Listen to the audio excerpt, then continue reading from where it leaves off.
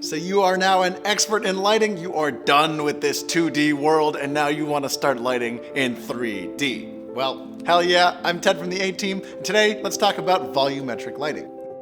Now, what is volumetric lighting? Volumetric lighting refers to a style of lighting that goes beyond just the light that we see from a source and the subject that it hits.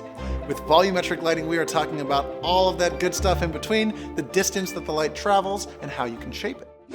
The first key for achieving volumetric lighting is you're going to need some atmosphere, and I mean a lot of it. You can use fog or haze. Haze is generally better since it'll hang in the air longer and give you a more even cast. If you want to learn a little bit more about that, click here. But if you're live on location and don't have either, you can consider using dirt, dust, smoke, basically anything that'll hang in the air, be visible, and catch the light that you're going to push through it.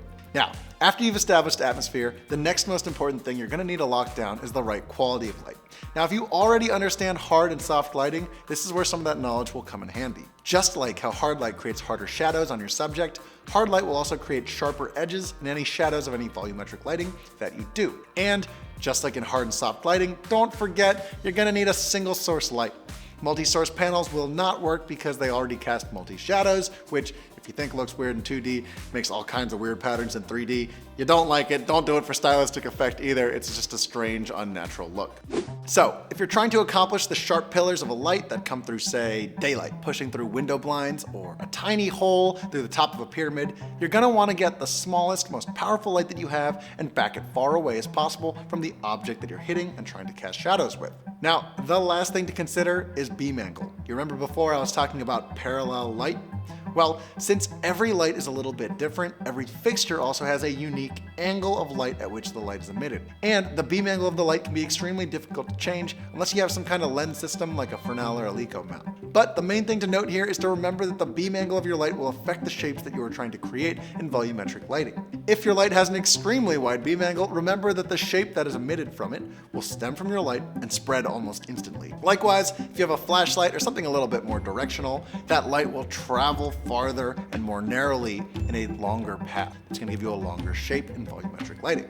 Now, generally, since most people are trying to recreate those nice iconic pillars of light in the frame, it's best to choose a light that has a narrow beam angle from the get-go, especially when it's a practical light that we're going to see in frame. If you're stuck with a light that has an extremely wide beam angle, don't worry, you can still do some volumetric lighting, and the way that you're going to do that is you're going to back that light off of whatever you're hitting to create shadows and shapes with. By backing that light off, you're going to make the light that's coming and going through it more parallel and create sharper shadows. Just make sure you don't put that light in frame. If you take a light with an extremely wide beam angle, put it in frame, it's going to flood, hit all of the particles in the air, and wash out your image. That can be used for stylistic effect, but just know what you're getting into. So there you have it. There are the keys to getting volumetric lighting right. If you like this episode, make sure you hit the like button, hit the subscribe button, and leave us a comment below of the best time that you've used volumetric lighting so the rest of us can learn from it. The best comment is going to win a Mini 20 light, which is one of our lights. You can spot and flood it from a 20 to 80 degree beam angle. Perfect for volumetric lighting because you can choose that angle however you need to. So think of something creative. Find us on Facebook, Instagram, the works. I'm Ted from the A-Team, and we'll catch you guys next time.